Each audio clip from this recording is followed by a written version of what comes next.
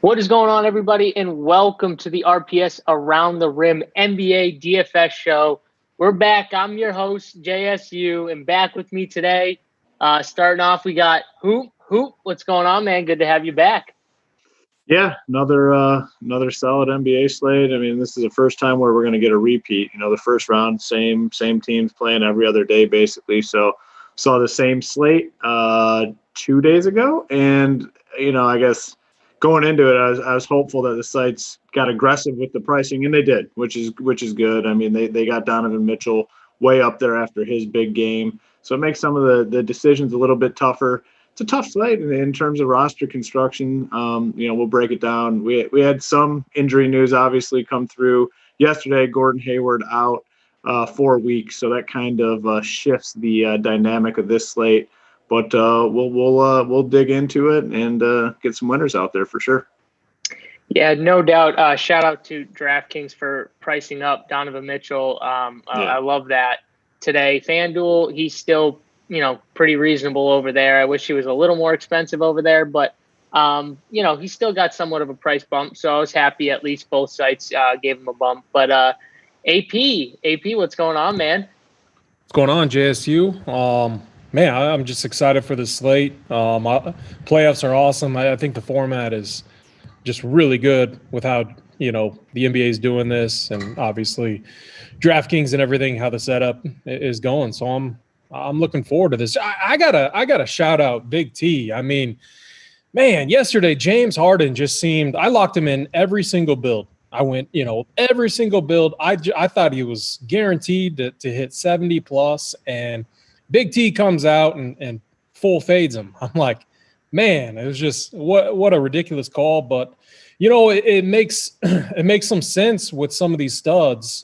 If you pay up to them, you're gonna have to sacrifice elsewhere. And we're seeing really tight rotations. We're seeing Embiid, Tatum, all these guys are getting massive minutes. And so I just wanted to shout that call out. I thought it was huge, and that's what you needed in tournaments to get the winner. Yeah, no doubt. Big T, always has one of those bold calls. And, again, like some days you hit on it and it's, like you said, like James Harden call yesterday, fading him. That's obviously an awesome call with multiple studs outdoing him.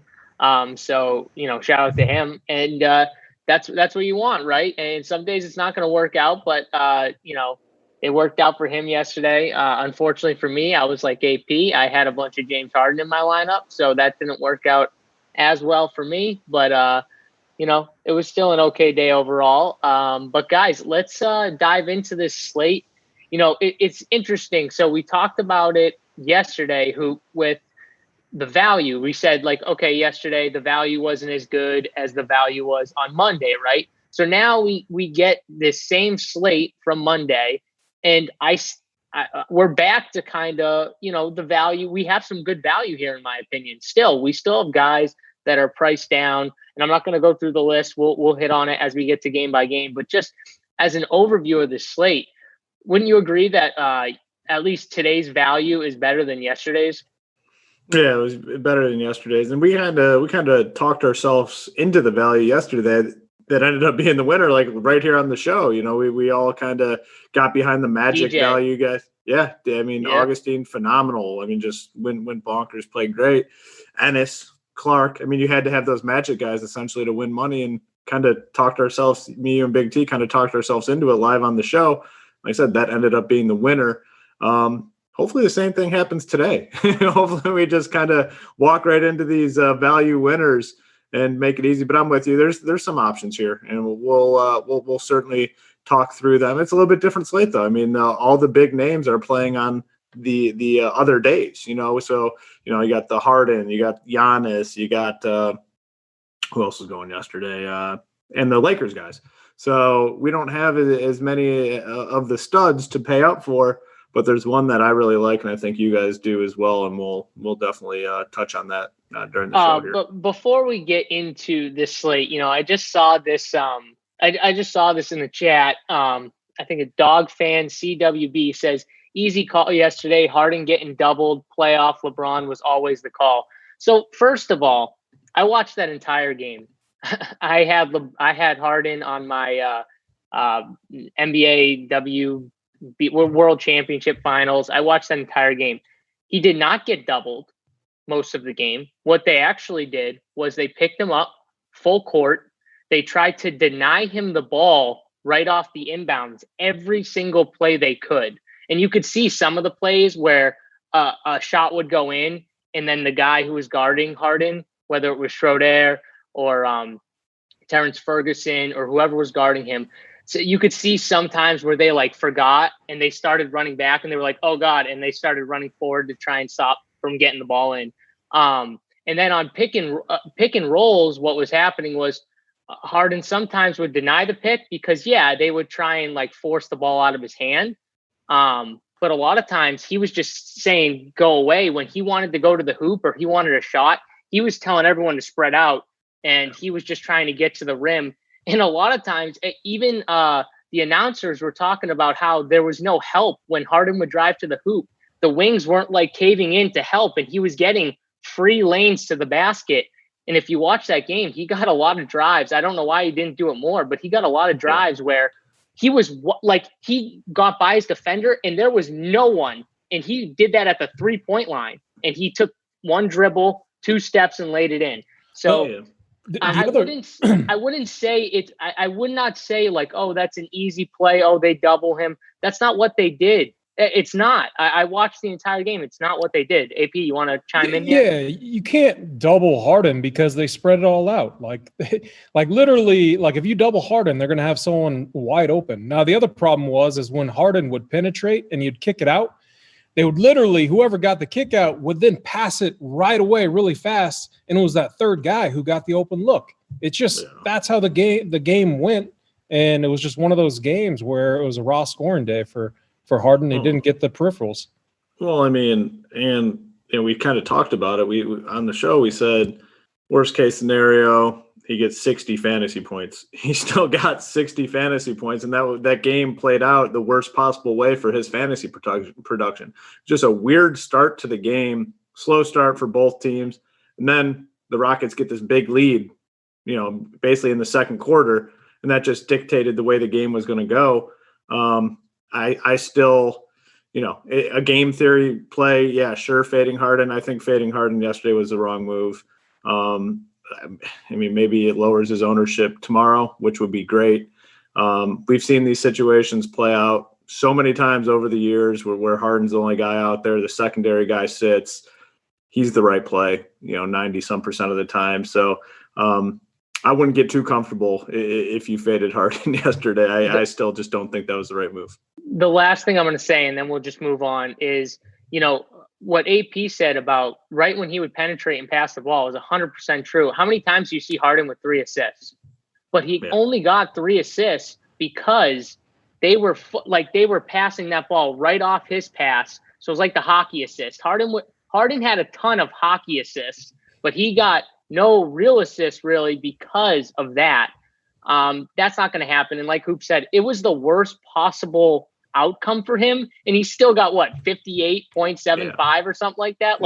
Think about that. That was the worst possible scenario. So I'm not trying to call you. I'm not trying to call the person in the chat out. I just wanted to hit on that because I don't think it was an easy fade. I'm pretty sure most of us up here would never have called that. It didn't matter for Hoop anyway. He had the nut cash build. It was such a nice, strong build. Would you get 322, something like that? Well, yeah, somewhere in that range. Yeah, those Magic guys. The Magic guys all got there. Ennis and Augustine. It's basically all it took. In cash games, everyone played Harden. So that didn't really matter. And the one guy that, Brook Lopez, I felt so good about him too. And then he just, what a stinker. Complete stinker in the first half. He did a little something in the second half, but not enough. But it was a good day, obviously. And let's go back to back. Yeah, let's do it. All right, so let's dive in here. First game on the slate we got is the Brooklyn Nets versus the Toronto Raptors. We saw Toronto just easily handle this Nets team last time out. Hoop, I'm going to start with you. What are you looking at here? There are some cheap guys from Toronto that we, somewhat liked last time. What are you thinking here? Well, just to start on, we'll start on the Toronto side.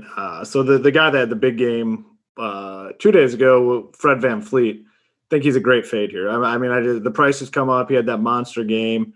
I'll be off Fred VanVleet in all formats. Definitely not playing him in cash games with the price increase. And then in tournaments, I'm not going to play him after that big performance. I think it's a Kyle Lowry game, to be honest with you. He did not play well game one and still finished with 37.25 fantasy points. That included 3 for 14 shooting. He played 38 minutes. So I think this is a Lowry game. I'm very high on him. I like him in all formats, cash games, and even tournaments. The guy I just cannot figure out, who just has not looked good, is Siakam. And the price hasn't changed. He's still 7.5 on DK. Just, played 31 minutes, 18 and 11, 34 fantasy points. Didn't kill your lineups if you played him, but he just hasn't looked great throughout the bubble. I'm not saying I'm not going to play him today. I think he's definitely in the conversation. Just some hesitation for me with Siakam, just because of the way he's played. OG, he's 4.4 on DK. I think he's fine. 34 minutes. These guys are just going to play a ton of minutes. We talked about it on the Monday show. Like last playoff run, these guys played a ton of minutes and almost blowout proof too. I mean, they played these minutes. They had a lot of blowouts last year, and they still played like all these minutes. So just very safe. I think Marc Gasol's in the conversation. He's 4K. The hope is he gets 20, 25 fantasy points. He's been coming in around 20 basically every game. So I think he's in play a little bit if you're just, probably more of a cash play, I guess, the tournament. I don't think he has big upside. So him in cash games. On the Toronto side, is off most of these guys for the most part. LeVert handling the ball a ton, like just the ball's in his hand. He's doing a little bit of everything. He had a big game, 47 fantasy points, played 35 minutes. I view him more as a tournament play just because, we saw that in game one, Toronto absolutely dominated them, kind of let them back in the third quarter. If they don't get let back into that game in the third quarter, I just don't know what the minutes are going to look like for these guys in the fourth quarter. It was like a 30-point game, and they cut it down to like 10 or 12. So these guys all got to get their full complement of minutes. Joe Harris is a guy that you can consider. He's only 5K, 33 minutes last game. He's been producing pretty well, but there's always that risk that this game turns into a blowout. Out of all the series, this looks like, out of all the games, especially today, it looks like the one that's most likely to be a blowout. Just a clear mismatch between these two teams. So like I said, my favorite play in this game is Lowry. I like him in all formats. I just think it's his turn to have a big game. Just missed last game, almost 40 fantasy points, and he shot 3 for 14. He's not shooting 3 for 14 today. So Lowry's my favorite play from this game in cash games and even tournaments. Yeah, the one thing about Lowry is he's one of those guys who he even if he has a bad game or 2 bad games in a row, like he always will come out firing. You never have to worry about him with that, and he does a little of everything.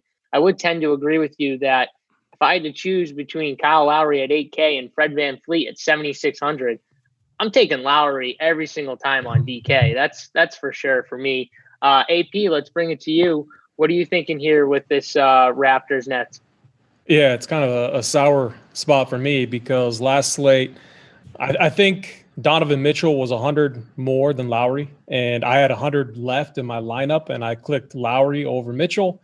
And so that was just a massive disaster on my part. But yeah, Kyle Lowry, I think he's a phenomenal play today. Like he played almost the entire first half. Like I think he took a 2-minute break in the first quarter, then he played the entire second quarter. He's just a guy that if his shot is off, he's going to rack up the peripheral stats. He becomes, a really good distributor of the ball. Then VanVleet just got really hot, and the rest of the team didn't, need to do anything in the second half. It was the VanVleet and Ibaka show. So, I love the Lowry call. I got to go back to him because if I don't, he's guaranteed to just absolutely go off, and then I'll just regret the decision. Pascal Siakam, he's kind of, one thing I noticed, he's not getting the steals and blocks that he normally does. I think he had one. He didn't have any last game. Like the last 2 or 3 games, he's had like 1 or 2 total. So that's an area that, I don't know why he's not getting those. He's usually very good at getting those steals and blocks and those type of peripheral stats. The other thing with him that I've seen is he tends to get more peripherals when his shot is on. So like when he's scoring more buckets, it's like he becomes more active on the court. And right now he's not shooting the ball well at all. He's not hitting threes, and he's not getting good looks, in the field either.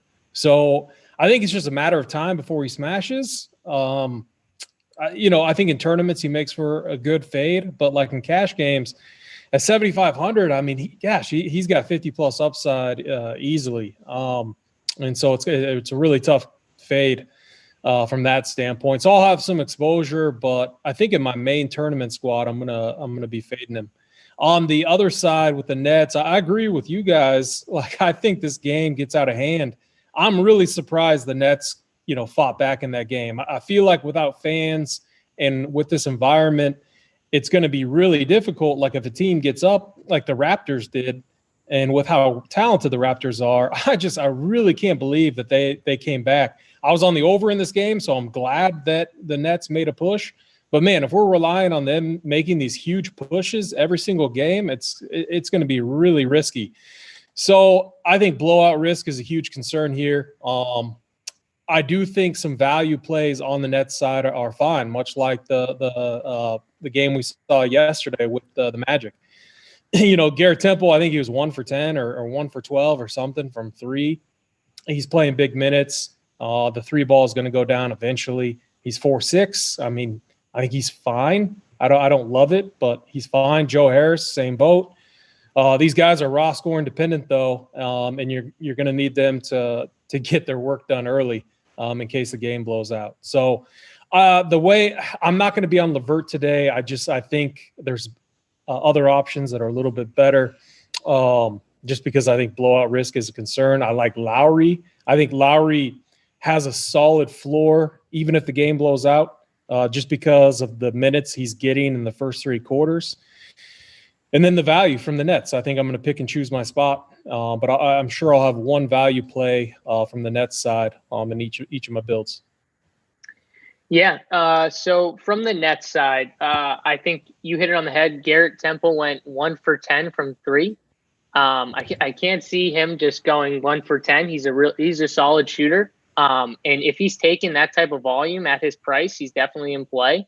But this game is risky, right? Like I think outside of throwing in 1 or 2 of these Raptors guys, in the lineup, like Lowry, OG, who's cheap. I have no problem with those guys. Siakam, power forward's a mess too, by the way. Like power forward is weak. You got Jason Tatum at 9K on DraftKings, Harris at 7.7. Siakam at 7.5, Porter Jr. at 7K, and Al Horford at 6,700. And then it drops to 4,800. Like, this is a position where I feel like a lot of people might end up spending down just because they might have other areas where they want to spend up. And Siakam hasn't looked great, like Hoop said, which I agree with. But I do feel like, he has he has like the highest upside at 7,500, maybe to Jason Tatum, but the price difference is big. So like if I were to spend up on DraftKings, it would probably be Siakam or Tatum for me, and that would be the decision. But I think I'm only playing him honestly if I'm stacking up in a lineup where I'm stacking this game and hoping the Nets keep it close. Where I'd take the cheap Nets. And then I'd play like Siakam and Lowry together with maybe OG. But that's how I would look to attack this game if I were stacking it. Anything else before we move on, guys? Nope. All right, let's do it. Let's move on to the game that kind of broke the slate last time out. I was very heavy on this game, the Utah Jazz versus the Denver Nuggets. So last game out, Donovan Mitchell absolutely went crazy. Obviously, that's why he gets the big price bump. Scored over 80 DraftKings points. Jamal Murray also went crazy in the fourth in overtime. Saw big minutes too. Had almost 60 DraftKings points. I mean, let's start there. Like, what are we doing with Mitchell? We're going to get this question a lot because Mitchell is priced up now where he's near a Jokic. He's near an Embiid. And I know they're not the same, position, but still, like, you might only be able to pay up for one or two of these 9K guys. What are we doing here with Mitchell? Hoop, I'll bring it to you first. To me, I think it just, especially on DraftKings, just an easy fade. Like, I'm not paying 9-2 for a guy that's typically pretty scoring dependent. I mean, we've seen a lot of stat lines for Mitchell where even when he scores, 30 points, 3 rebounds, 3 assists. Like, that's no longer good enough for Donovan Mitchell at 9.2K off the big game. Denver typically has a good, solid team defense. They're going to make adjustments here, and there's already been some quotes. I mean, we give Malone a lot of crap here, and I don't think he's a very good coach, and I don't think you guys do either, but they're going to find a way to slow him down. It just looks so easy for him, and some of the quotes were, because he's going to the right every single time. They're getting that the high screen. We talked about it yesterday. The high screen, he was getting this running start, and he was just blowing right past him to the right. And Malone had already made the comment, like, they're going to do everything in their power to make sure that he's not going to the right anymore. So they're going to make some adjustments. He's not a 9.2K player in my eyes, so I think he's an easy fade. And for me, that opens up opportunity on the Utah Jazz. They're going to be dedicating a ton of resources to Donovan Mitchell today. Denver still won the game. They're going to be dedicating a lot of resources to Mitchell, which for me opens up opportunities for Jordan Clarkson, who I really, really like today. I think he's an elite tournament play. The price has come up a little bit, played a lot of minutes. He's going to get more shots today. And he was second in the team in shots, and I think he's going to get even more today. Joe Ingles, I really, really like. Ingles had a phenomenal first half. He had, 37 fantasy points, most of which were in the first half. Yeah, 37. And obviously Mitchell kind of took over. He played a ton of minutes. So I really like Ingles. I think he's a really, really good play today. Then I'll go right back to Royce O'Neal. He's still cheap. He played a lot of minutes despite being in foul trouble. So I really like these secondary pieces for the Jazz today. Mitchell, for me, is a very easy fade. Yeah, I would tend to agree with you and here's the thing, right?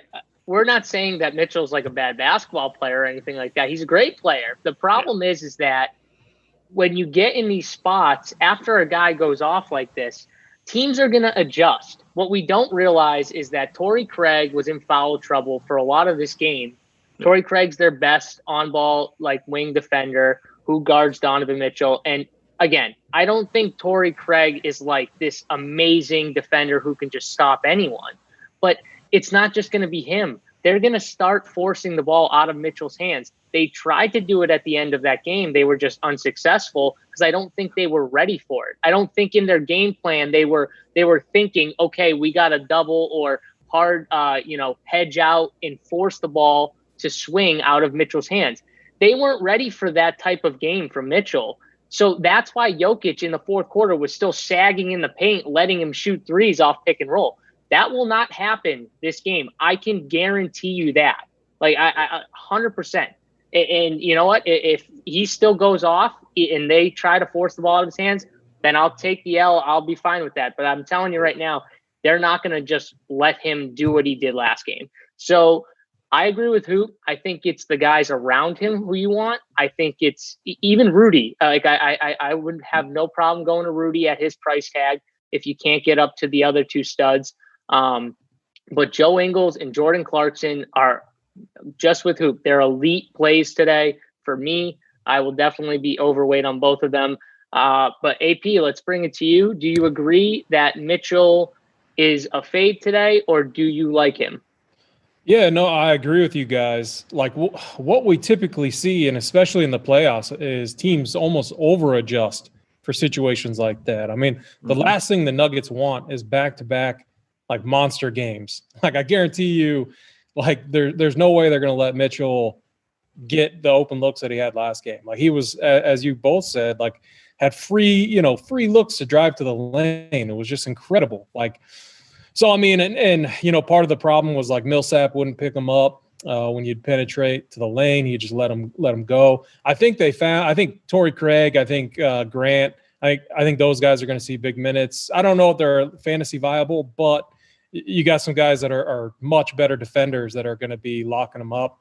And yeah, what happens though is what you guys said. It's going to create other opportunities for other guys on this team. And I agree with you. I like Jordan Clarkson. I want to be extremely overweight on him. He's going to be very popular today. Joe Ingles, I'm going right back to him. Maybe people overlook him, but man, he's going to be a phenomenal play. And then, yeah, Royce O'Neal, he got into foul trouble. That was the main issue last time. If he stays out of foul trouble, he's going to play every single minute that he can handle. So I think we're going to, again, see a very tight rotation from the Jazz. If they lock up Mitchell, it means other guys are going to produce. And I think it has to be those three guys.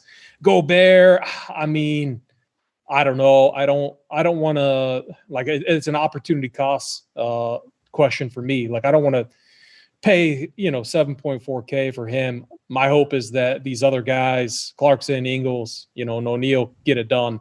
And then, yeah, on the Nuggets side, it's kind of interesting. Like, there's a guy I like more than the Joker. But Jokic is fine. But again, one thing that we said last time on Monday is Jokic was priced. It was way underpriced. He was like 85 or 8,600. He got, and what I was saying in my notes is he needed to be 9.5K or more. That's the appropriate price range for him. Now he's 9.7K on DraftKings. So I don't mind, fade. I don't think I'm going to full fade, but I'm going to probably be underweight. The guy I do have some interest in is Jamal Murray. I mean, man, he got into rhythm. I just think that, man, that guy has so much upside. And maybe since he didn't get it done until the fourth quarter, people might shy away. But I'm between him and one other guy on this slate. And so I think the Nuggets side for me is a little bit trickier. And so I don't like have anyone that I'm fully locking in. Like, I don't trust Millsap. I don't trust Michael Porter Jr. If I knew MPJ was going to get a bunch of minutes, I would like him. But, man, I don't know if they trust his defense. And so I don't – Malone has such a short leash on guys like that. I think we could see, Grant and Monty Morris get more minutes off the bench. So, like, Monty Morris is a guy, like a low in tournament play. I don't hate. I think the Nuggets side is just a little bit tougher to predict. And so I'll probably have more exposure to the Jazz side today. Yeah, I would agree with you. And so we got, some guys in chat saying fade all the guys with usage or fade guys who have big games in the first game. That's not what we're saying. AP just said he liked Jamal Murray. Jamal Murray had a big game. But here's the thing. Jamal Murray's 2K less than Mitchell. You have to take price tags into account. On FanDuel, yes, everyone's cheap on FanDuel. You can play Donovan Mitchell on FanDuel. You can get anyone you want on FanDuel. Like, roster construction is so easy on FanDuel. You can play whoever you want. So, you want to play Mitchell on FanDuel, that's fine. You can. It's very easy to do, honestly. But what we're saying is Jamal Murray at his price, he's still undervalued at his price, first of all. So it's not like we're fading everyone with usage. And then you're going to come back with, well, won't the Jazz adjust and stop Jamal Murray? The problem with it is they're so focused on Jokic that it's really hard to stop Jamal Murray. See, this is what people don't understand about basketball is the Jazz are coming into this focusing on Jokic. That last game, they were focusing on Jokic. When they would run pick and roll, they were trying to stop the pass. They were trying to stop Jokic, and Jamal Murray got free jump shots at the end of the game. That's what happened. He got super aggressive. But it just you can't just say, we're not just saying fade everyone who has big games. You have to take price. You have to take what we're saying about the game and how teams are gonna play certain teams. They're not just gonna force for the Nuggets will say to the Jazz, okay, let Joe Ingles, Jordan Clarkson, and Royce O'Neal beat me. If they beat me, then that's fine. They're not just going to let Mitchell just run wild. It just drives me nuts. People don't think about it that way, though. They just say, oh, well, you're saying this about this guy, so you have to not like these guys. It's not. That's not how it works. But, I mean, anything else on this game, guys? Anyone else that we're looking at? Just to add on to that point, I mean, I was going to make the exact same point. Like, so for today, if they eliminate Donovan Mitchell and Jordan Clarkson goes for 40 actual points and Ingles goes for 25 and they lose the game, they're going to say, okay, you know what? Clarkson, Ingles beat us. What can we do? The other side, if the Jazz sell out to stop Jamal Murray and Jokic goes off for 30, 15, 12, the Jazz are not going to be okay with that because you still need to stop a guy like Jokic. So it's a really good point. Every situation's different. Every coaching strategy is different. Every team is different. Depends on the pieces. A lot of factors that go into it, but I think really good analysis there. Yeah, we got one guy so tilted in chat. I love it. That's fine. They don't have to like my take or our takes or whatever. That's fine. But we're trying to explain it. So we're trying to give you reasoning behind what we're saying, and that's it. You can say we're wrong. That's fine, but it's just our reasoning. That's fine. Give me a reason for the other side. You give me a counterpoint. Don't just say, oh, well, they're telling you to fade everyone that has the highest usage. Give me an actual reason. It's the other issue too. Like the other issue too is you can't play all of these guys unless you're playing on FanDuel, like you said. There's other guys I like in this price range that I'm prioritizing over a guy like Mitchell. Yeah. It's as simple as that. Like he's not a bad. Yeah, he could have a good raw scoring game. Is he going to repeat what he did on Monday? I'm betting that he doesn't. It is what it is. Mm-hmm. Yep. That's it. I mean, let's move on to the next game. This game's very intriguing to me. We got the Philadelphia 76ers versus the Boston Celtics. Obviously, we got the news, Gordon Hayward.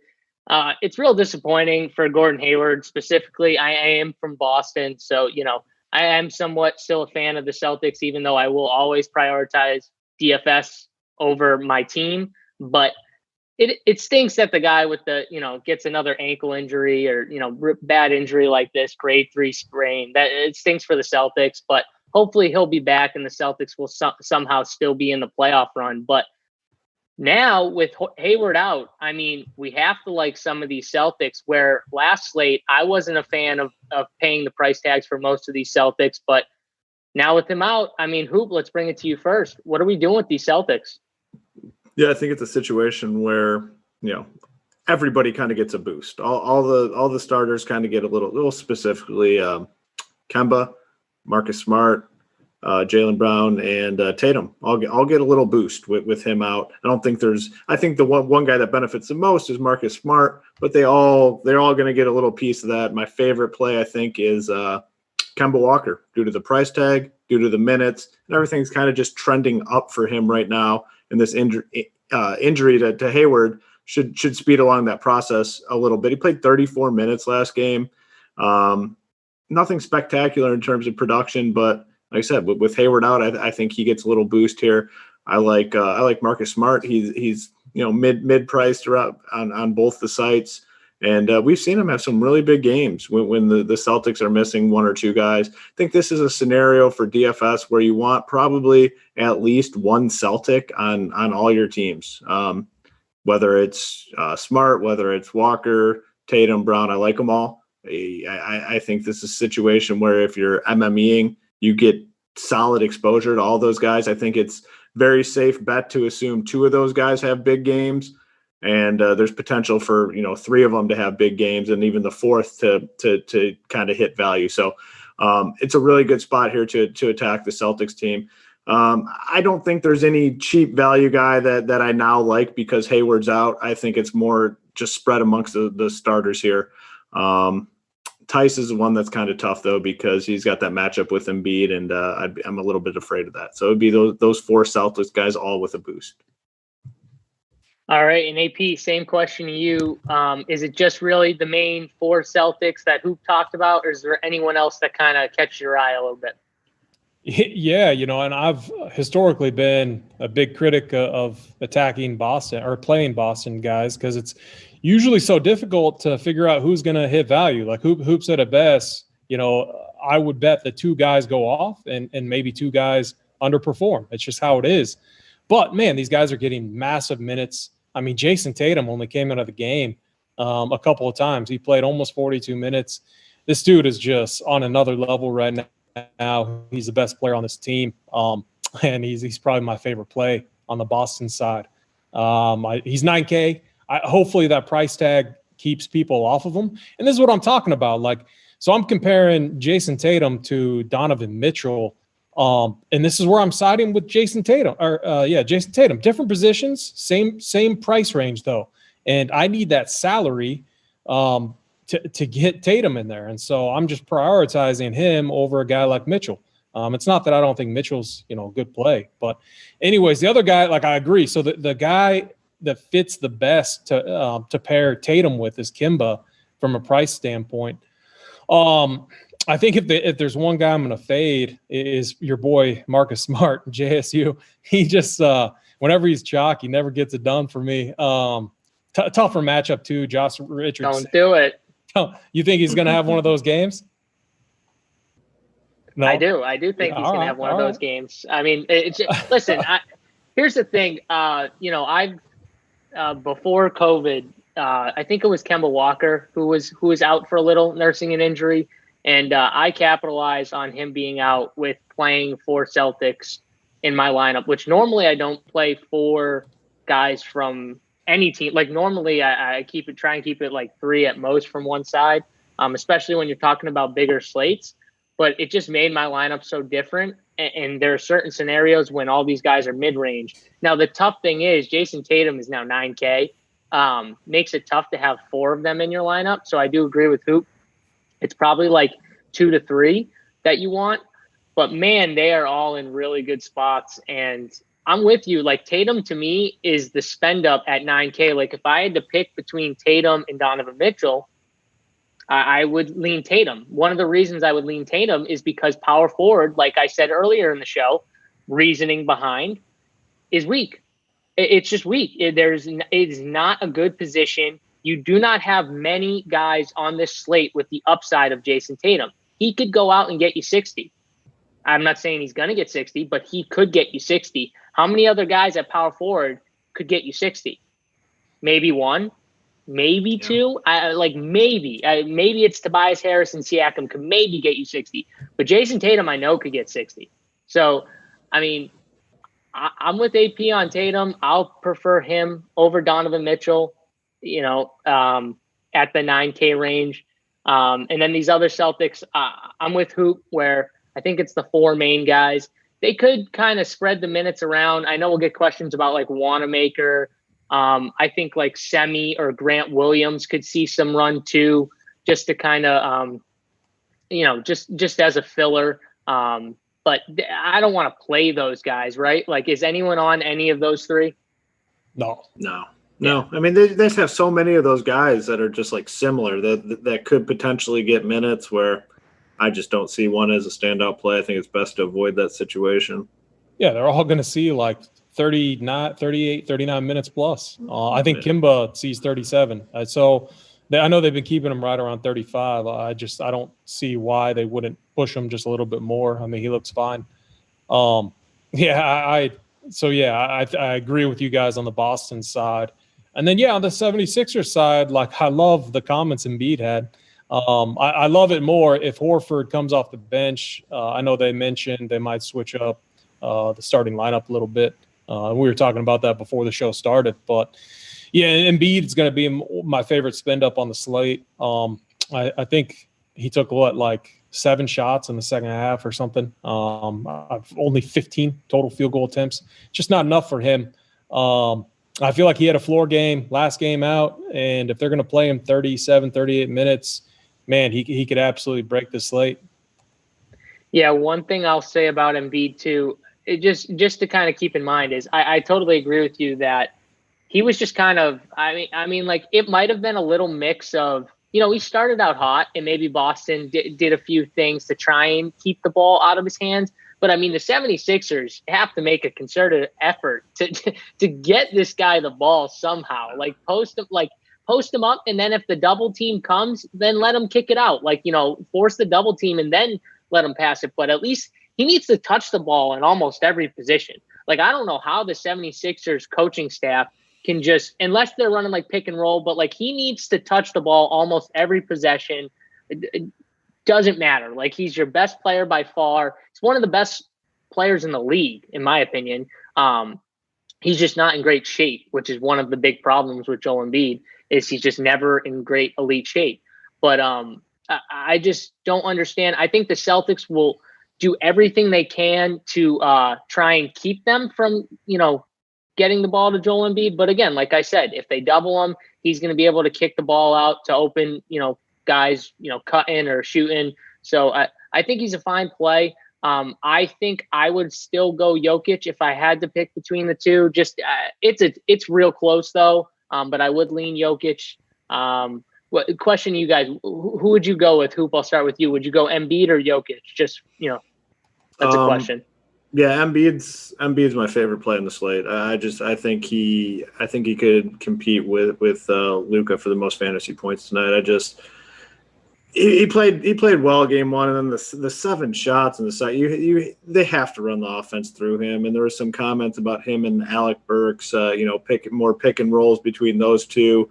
I'm going Embiid here. I think they feed him. So really like Embiid.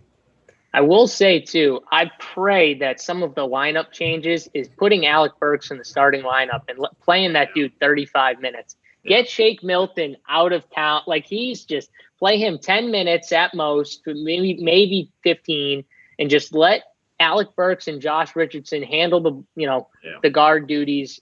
Alec Burks is just so much better. AP, I'll bring it to you. If you had to choose Jokic or Embiid, who are you going with? Yeah, Embiid for sure. I just think, Embiid I think for sure. Yep. You like him way more than Jokic today. Yeah, I think he's gonna be the top scorer on the slate. I think he's gonna. I love him after. I love those comments. Like, he's they're gonna get him the ball. And my favorite way to stack this game, you guys just mentioned it, is Embiid to Burks. Like, I feel like those two are gonna smash. I feel like that's the best chance that they have at beating Boston. I will say Burks price on FanDuel. He's only 4.1K on FanDuel. Like, that's like, yes, it's softer pricing always on FanDuel, but that's an egregious price tag. The guy I wouldn't touch that I see could be like a 30 to 40% on value. I see the projection there is Thibault. The dude's out there for defense. He doesn't touch the ball on the offense. Like, you're relying on legit peripheral stats for him to hit value, and I don't see it. I mean, he might take like 4 or 5 shots and play 30-some minutes. I can't do it. I'd rather fade that guy and play Burks. Right. Burks is going to take a ton of shots. He is one of those guys who's strictly on the floor because of his defense, like 100%. He actually, there was a stat. He was really good against Jason Tatum. I forget what he held him to when he was specifically guarding Tatum, but he did a really good job on Tatum. I don't know if it was like 2 for 9. This might have been in the fourth quarter, but he did a really good job on Tatum. I do remember that. So I could imagine him seeing a bunch of time. But like you said, he's not there for offense. It's more defense. I will say the one thing that would change my mind on Embiid over Jokic would be if they took Al Horford out of the starting lineup.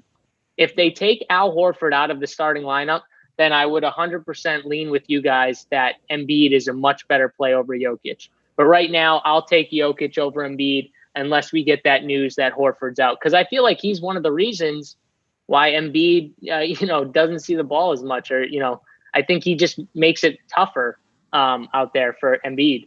But anything else from the Sixers side? We talked about Burks. What about Richardson? Anyone got love for J. Rich? AP? He's going to play a ton of minutes. He's just another one of those guys that feels very safe. We can count on him to get like 0.880 fantasy points per minute. So we just need him to play like 38 to 40. I don't know if I'll get there because I like Lou Will. I think Lou Will has a little bit more upside, and maybe we'll get him at lower ownership. That's going on to the next game, but they're about the same price.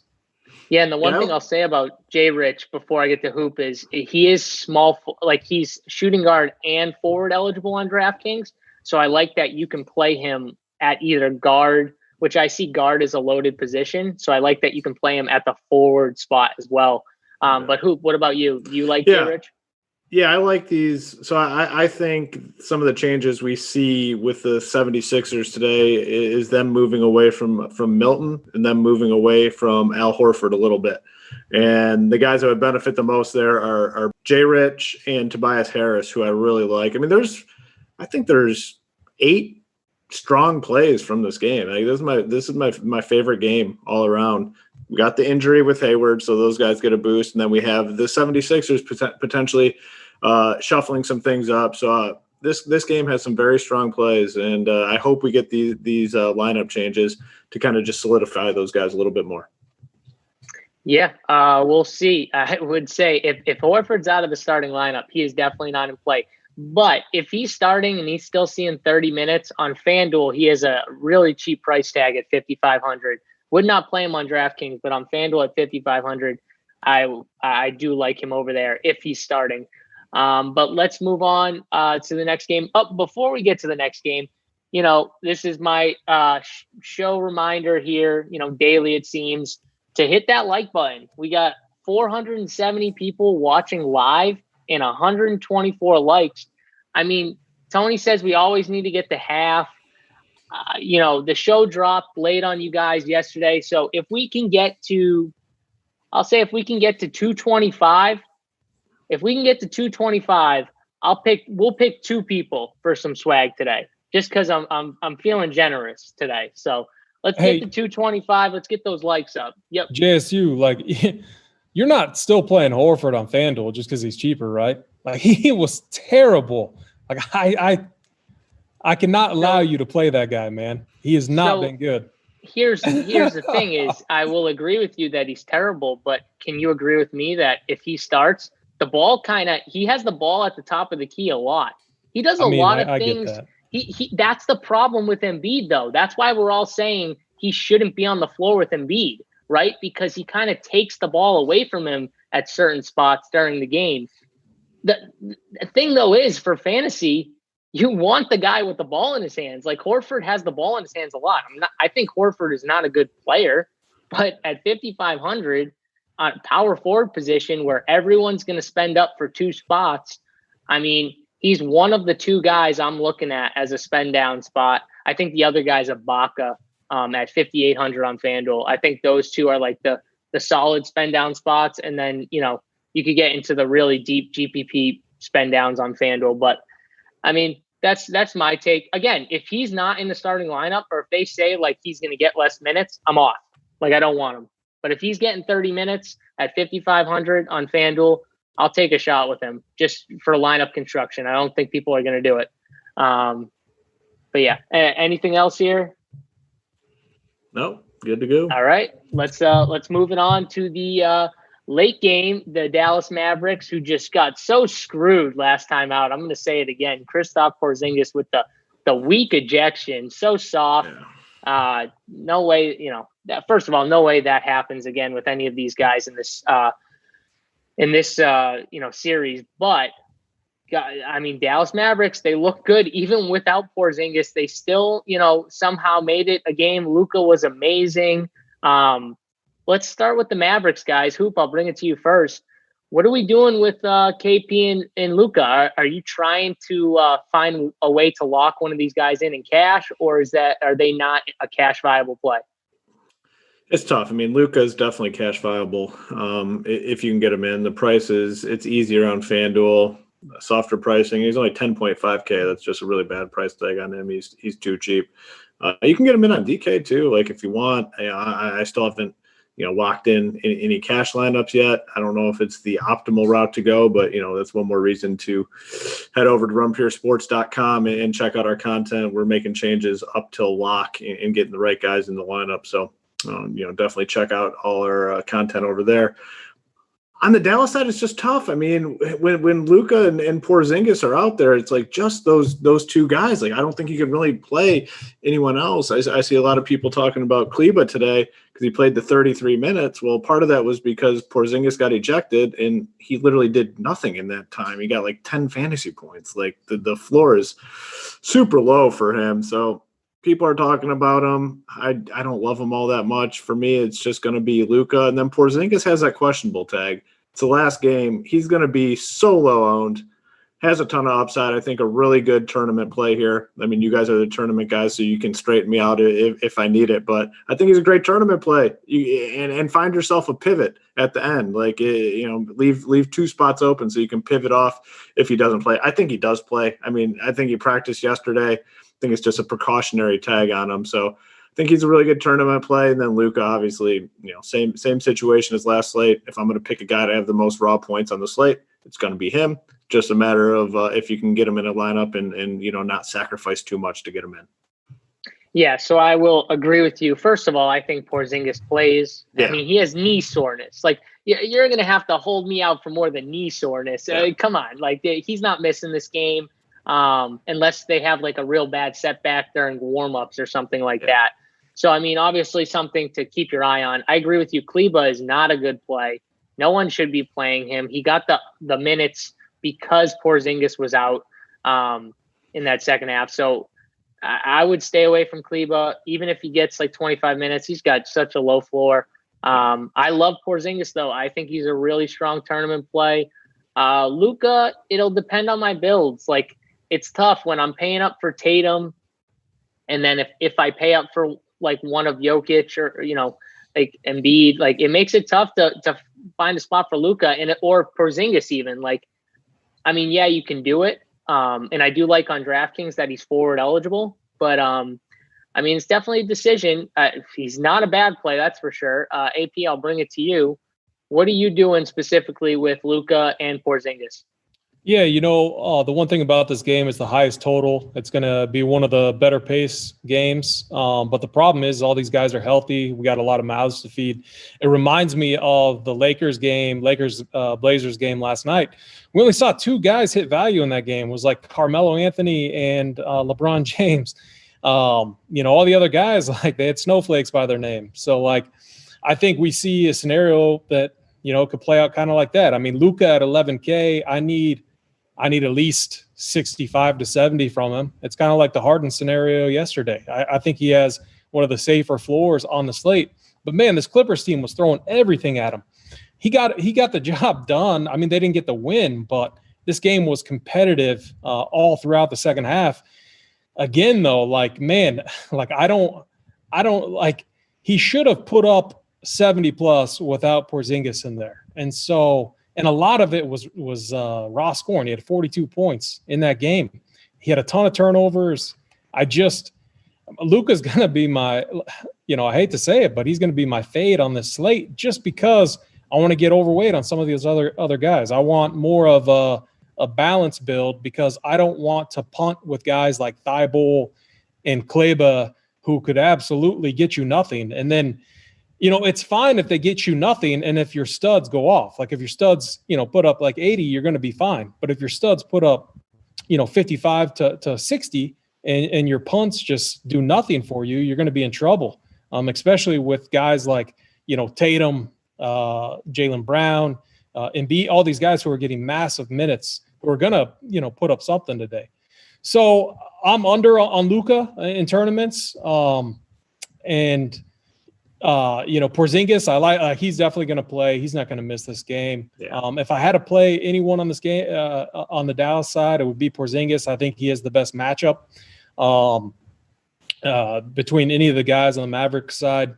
But now Harrell's back. They can throw a lot of different guys at Porzingis, but still, he's probably one of the biggest issues for the Clippers from a matchup perspective. And man, that was painful that he got ejected. I mean, I thought the Mavericks were the better team. I mean, if you go back to the first 3 or 4 minutes of that game, I was worried. It was like 20 to 4 or something like that. I thought the Mavericks were going to get blown out, and they fought back, and they were the better team, even though they didn't get the win. In my opinion, I think that changes today. I think the Clippers just come out, kind of dominate this game, and I think they get a convincing win and they make it tough on the Mavericks side. My favorite play on the Clippers side, though, as I said before, is Lou Will. We're finally seeing that his normal rotation where he's getting 31, 32 minutes. He always sees a higher usage and fantasy point per minute rate in the second unit. And the way I want to, if I don't think the studs are going to go off, someone has to hit value in this game. And so I want to, I don't want to full fade this game. I want to move off of the studs, and I want to play guys like Lou Will, Marcus Morris, who played really well. I want to keep an eye, on Harrell to see what the coach is going to say. If they increase his minutes to like mid-20s, he could smash at 4.6K. If he gets 25 minutes, I would love to play him. And then my last comment on this game is like Zubac, that price is attractive, but man, he's probably not going to get any run down the stretch in the fourth, unless they need him for Porzingis. But I think it makes more sense to throw, to have a lineup where you got Lou Will out there and you got Marcus Morris or Montrezl Harrell over a guy like Zubac. So he's going to be the man that's left out down the stretch in the game, unless he's just smashing. Yeah, I would agree with you. First of all, I'm with you 100% on Lou Will. He's my favorite play with the price tag he has from this game. I love him a lot today. But Porzingis, great tournament play. Luke, I'm with you. I'm going to be under just from a lineup construction standpoint. He is not a fade by any means. He's just someone who I'm not going to have as much of. But the other guys, like you said, Zubac and Harold, I mean, if Harold gets 25 minutes, 22 minutes, like I would take Harold all day over Zubac. Because yes, Zubac is a solid floor. Like he could give you 25 to 35, but Harold in 25 minutes could get you 40 to 45. Like that's what I would want in tournament if I'm getting 25 minutes from Harold. So it's a thing where, you could play Zubac in your lineup on Draftkings. And then if you hear word that Doc Rivers is going to increase Harold's minutes to 22 to 25 or mid 20s, then just swap them out. They're $100 different too. On DraftKings. So I think that's a way to go. Hoop, anything else from this game? The value guys, that any like Tim Hardaway Jr., any like sneakier plays as we get down from the top guys? I have one additional play that I think I like quite a bit. I'm going to do a little more digging, but I think I like this play. I agree with the Lou Williams take, though. I really like Lou Williams. I mean, that's just so safe. Like, he's 5.3K on DK. Like, what's his floor? I mean, honestly, I think his floor is probably like 20-ish, right? I mean, is that too high? Like 20-ish, high teens? I don't think it's too high. I think 20-ish is. His upside's like 40, right? I mean, he has massive upside. Like the guy can get buckets. Really his upside's like 50, right? Like he could get 50. I mean, it's not like that's a lot, but I'm just saying it's not out of the question when he's getting 30 plus minutes. So high floor, high upside, 5.3K. I really like him. The other guy I think that's interesting, I haven't heard much about him so far, is Patrick Beverley. He's only 3.5K. All right. And hear me out on this one. He played 20 minutes last game. Doesn't sound like a lot, but he was in foul trouble like the whole time. So if he played 20 with foul trouble, I mean, what do we think he can get up to? Can he get to mid to upper 20s? Can he play 27 minutes? Like, if he's going to play 27 minutes in this game, I think he's a great play at 3.5K. Man, he's actually been hitting threes at a higher rate too. Like, all he takes is threes, and then you need the peripheral stats. But I would rather play like a Pat Bev type than like a Thibault, Yeah, so. And that's my point. Like when Pat Bev's out there, I mean, he's going balls to the wall. He's trying to. He can get rebounds, steals, blocks. Like he's so active. If he's playing upper 20s, which I think could be. I think he 25 to 27 minutes is probably where he's going to be at right now if he stays out of the foul trouble. So I like him at 3.5K.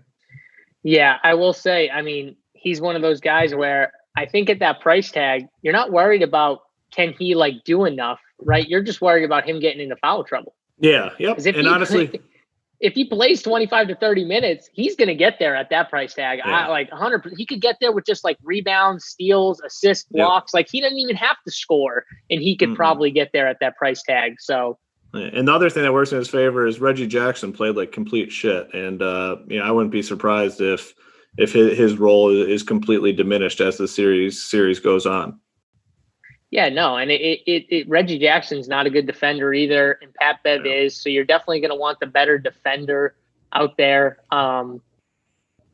One thing I will say too about Lou Will, the other thing I would even like him more is if we do get word that Harold plays more minutes today. Because again, I will keep saying this. Those two together make Lou Will so much better with the pick and roll. They don't have anyone like with that second unit that is as good at pick and roll as Montrezl Harrell and Lou Will are. They have such good chemistry in that pick and roll. It's so good. So like, I like them together. Honestly, if we get word that Harold's playing mid-20s minutes, I mean, I would play them both together. Like, I would have no problem playing both of them together. Yeah. Agree. All right. Let's see where we're at here. We got 191 likes here. That's not enough, guys. Come on. We're at 484 live viewers right now. Got 191 likes. Like, we can't give out swag. We can't give out swag at that. We need more thumbs up. Hit that thumbs up button. This show is free. Even if you're just using it to see who to fade, like some people might be. I mean, this show is free. So Brooklyn is definitely doing that. I'll tell you that. Yeah, I mean, hey, listen, that's fine. You want to say that? That's fine. I mean, if he wants to, he can send me a head to head if he wants to play all those guys he mentioned, LeVert and Mitchell. He'll send you the head to head clearly through this chat here. He'll send it right through the link right through the chat here for you, AP, in a sec. Hold on. We're climbing though right now. We're at 203. Come on, let's get to 225. We're gonna give out one more thing to finish the show out. Why don't we give out maybe one of our favorite plays of the day? It doesn't have to be a top guy, but it can be if you want to. Just give us one play. Hoop, we'll start with you. Who's like one guy that you just think is a total lock? You just love him today. Alec Burks, really like him. Like I said, I think they make some adjustments there in Philadelphia, and any adjustment will benefit him. I mean, he's played so well. He's a great scorer, so I really like him today. I love that call. I love it. AP, what about you? Who you got? Yeah, Embiid. I think he's the guy I'm going to have the most exposure to on the slate. All right. And my guy is Lou Will. I love Lou Will today. Yeah. I think he goes off. I really hope that Harold plays more minutes because I'm telling you, it just would help him so much more on the offensive end, get better looks and everything. But, yeah, that's who I'm going with. But, yeah, I think that's going to do it where we at. 213 here. JSU, shave your face. You can afford a razor right now. Brooklyn, you got me there, buddy. I can definitely afford a razor. I'm also lazy. And I sit by my computer and answer questions in Discord all day, which, by the way, if you are an RPS member and you're not in Discord, you are just doing it wrong. You need to get in the Discord chat. We're in there all day. We're in there answering questions for you guys. You get to ask us anything, me, Hoop, Big T, AP, Mangone, all the guys we have over there. You can add us in the Discord chat, ask us, questions, whether it's NBA or baseball or whatever, PGA, whatever sport you're playing. So make sure you get in the Discord if you're a member. If you're not a member, go check it out. We got weekly prices, $20 for the week. And then we've got our monthly prices, which are going to change at the end of this month. So if you want to get in now, AP, why don't you just talk about that real quick for these guys? Yeah, you got the opportunity right now to get in at a locked-in price of $65 a month. It unlocks everything on our site on the DFS side of things, core plays, articles, our tiers, and everything. So I mean, it's a phenomenal deal. Get in now and let's keep rocking. I mean, we got NFL coming up. I know we're going to have some teasers about how the content's going to look for NFL. I can't wait. I think we have a phenomenal NFL team that we're going to put out there. So it's gonna be a ton of fun. Yeah, Hoop, anything else just to add on to that? Yeah, well, I mean, our team that we built, I think, is by far the best in the industry. Might be a little biased, but I think we built the best team in the industry. And the best part about the team that we have is we are guys that are grinding every slate, playing the slates. We're putting our own money behind the plays. And everyone's very honest and transparent about everything they're doing. So I think it's by far the best bang for your buck in the industry. And we're keeping the price very, very moderate and fair and one that, we want everyone to be able to afford. So come check us out. Like I said, I think we've got the best product out there. Yeah, I will for sure agree with Hoop that maybe we are biased, but I do agree that we have, the best team in the industry. But again, you could say it's biased. That's fine. But NFL is coming, and I can assure you that product is going to be great. The NFL team we have is awesome. And what we got going on for tools is going to be awesome. And we'll start, dropping hints on that as we get into, this NFL slate. We need 4 more likes. I don't know if I can keep talking for 4 more likes, really. 4 more likes to get some swag here, and I got to talk for an extra 30 seconds. Like, I just don't get it. I don't understand. We're at 478 right now. Like, what do we need here? Someone says, use the 3 dislikes. No, we need. All right, we're over. There we go. Let's go. Let's pick 2 winners. Hoop, we'll start with you. I'll have you and AP pick 2 winners. Hoop, let's start with you. Pick somebody. Give it the scroll. I got Bobby Digital, and his comment was swag sneezing. All right, Bobby Digital. Hit up Big T. If you're in the Discord, just hit him up there. Or if you're not, on Twitter at Big T44, hit him up, and he will get you your swag sent out. I think he's going later this week to FedEx. AP, why don't you give it a scroll? Scrolling. All right. Got my boy, Mr. Hardwork. There we go. All right, Mr. Hardwork. All right, man. Hit up Tony in the Discord or on Twitter at Big T44. But guys, I think that's going to do it for us. Make sure to check us out. We got another show at 5 p.m. for baseball, so make sure to stay tuned for that show. And then we're doing a PGA show at 9 p.m. tonight. So if you're playing PGA DFS, we'll be back for that show. So make sure to check us out there. But again, for me, JSU, AP, Hoop, we'll see you next time.